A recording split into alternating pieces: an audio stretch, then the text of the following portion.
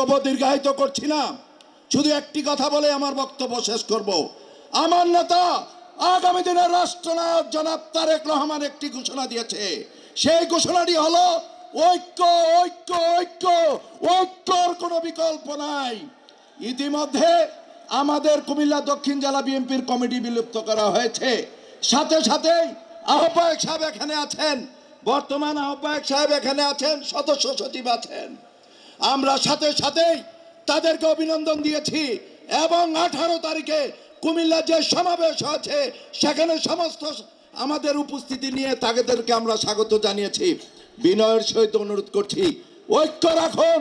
আমাদের প্রত্যেকটি নির্বাচনী আসনে একে অপরের প্রতি ভালোবাসা রাখুন, কারণ দেশব্যাপী যে ষড়যন্ত্র হচ্ছে, আমি অচিরেই এই সরকারের কাছে আহ্বান রাখবো, অচিরেই রোডম্যাপ ঘোষণা করে নির্বাচনের তারিখ ঘোষণা করুন, অন্যথায় বৃহত্তর আন্দোলনে বাংলাদেশ জাতীয়তাবাদী দল আবার ঝাঁপিয়ে পড়বে ইনশাল্লাহ।